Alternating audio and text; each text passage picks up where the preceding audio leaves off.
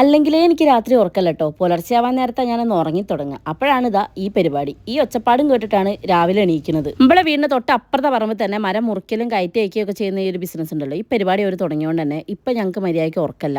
ഇവിടെയാണെങ്കിൽ കുറേ വയസ്സായ ആൾക്കാർ, 3 കുട്ടികളും ഒരു ഗർഭിണിയും ഒക്കെ ഉള്ളൊരു വീടായതുകൊണ്ട് ഞങ്ങൾക്കിതൊരു 8ൻ്റെ പണി തന്നെയാണ്.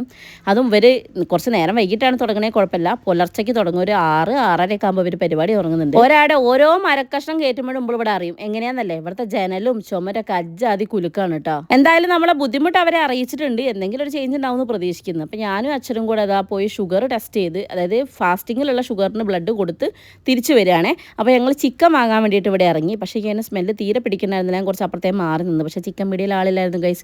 ഇത്രയും കഷ്ടപ്പെട്ടത് വെറുതെ. എന്നെ വീട്ടിലിറക്കി തന്നിട്ട് അച്ഛൻ വേറെ ചിക്കൻ പീടിയിലേക്ക് പോകാമെന്നുള്ള പ്ലാനിൽ ഞങ്ങൾ വീട്ടിലേക്ക് പോരുകയാണ് കേട്ടോ.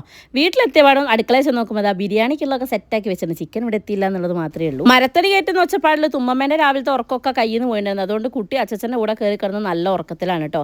ഹെയ്സ് ഇവിടെ അച്ഛമ്മേൻ്റെ കൂടെ ഇരുന്ന് നല്ല കളിയാണ്. അച്ഛൻ്റെ ന്യൂസ് ടൈമാണിത്. അച്ഛന് രാവിലെയും വൈകുന്നേരം ഒരു ന്യൂസിന് പ്രത്യേക ടൈമുണ്ട്. ആ ടൈം അച്ഛൻ കറക്റ്റായിട്ട് അത് കണ്ടിരിക്കും കേട്ടോ. ഹെയ്സ് ഒരു പരസ്യം വരുമ്പോൾ കാണിക്കുന്ന പ്രത്യേക തരം സ്റ്റെപ്പാണ് നിങ്ങൾ കണ്ടുകൊണ്ടിരിക്കുന്നത്.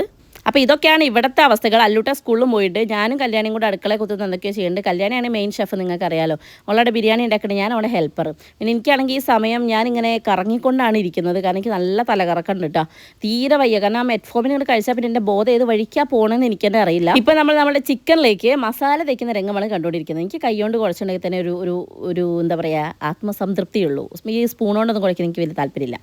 അങ്ങനെ ഇതെല്ലാം സെറ്റാക്കിയിട്ടുണ്ട്. പക്ഷേ ഇട്ട് ഇങ്ങനെ നന്നായി കുഴച്ച് കഴിഞ്ഞപ്പോഴാണ് ഞാനത് കണ്ടത്. ഇഞ്ചി വെളുത്തുള്ളി മറ്റേ പേസ്റ്റൊക്കെ ഉണ്ടായിരുന്നു. അപ്പോൾ കുറച്ച് കഴിയുമ്പോൾ എന്തായാലും നീറുന്നുള്ളത് ഉറപ്പാണ്.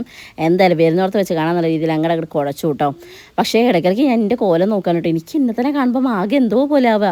ഭയങ്കര ക്ഷീണവും. എനിക്ക് എത്ര വെള്ളം കുടിച്ചാലും വെള്ളം കുടിച്ചെന്ന് തോന്നില്ല. ഒന്നാമത് ഷുഗറും കൂടെ ഉള്ളതുകൊണ്ടേ ഭയങ്കര സൈഡാവലാണ് കേട്ടോ.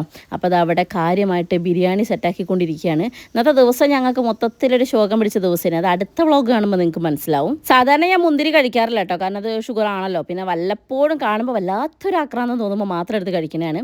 അമ്മ അത് ആ പാത്രമൊക്കെ കഴുകി വെക്കുകയാണ് കേട്ടോ. ഷുഗർ ടെസ്റ്റ് പിന്നെ പറയണ്ടല്ലോ. ഞാൻ കഴിഞ്ഞ വ്ളോഗ് പറഞ്ഞ പോലെ തന്നെ കുറച്ച് കൂടിയിട്ടാണ് ഉള്ളത്. ഇനി എന്തായാലും നന്നായി ഒന്ന് കൺട്രോൾ ചെയ്ത് പിടിച്ചില്ലേ കയ്യിൽ നിന്ന് പോവും.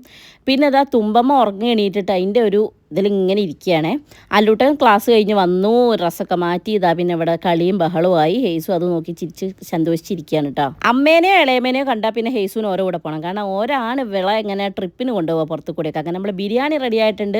നല്ല അടിപൊളി ബിരിയാണി ആയിരുന്നു. അപ്പോൾ ഞങ്ങൾ വേഗം ഇരുന്ന് കഴിക്കുകയാണ് കേട്ടോ. അല്ലുവിനെ കൊണ്ട് സ്വയം ഭക്ഷണം കഴിപ്പിക്കുക എന്നുള്ളത് ഞങ്ങളെ മെയിൻ അജണ്ട ആയിട്ടുണ്ട് ഈയിടെയായിട്ട്. കാരണം ഇനി അടുത്ത കൊല്ലം എന്ന് പറയാനില്ല, ഈ ഫസ്റ്റ് സ്റ്റാൻഡേർഡ് തൊട്ടിട്ട് എന്തായാലും വൈകുന്നേരം വരെ ക്ലാസ് ഉണ്ട്. അപ്പോൾ എന്തായാലും കഴിക്കണമല്ലോ. അപ്പോൾ അതൊക്കെ പഠിപ്പിച്ച് അവരെയും കൂടെ കഴിപ്പിച്ച് ഞാനും കൂടെ അങ്ങോട്ട് കഴിച്ച് മക്കളെ. അപ്പോൾ അടുത്ത വീട്ടിൽ കാണാം. ബൈ.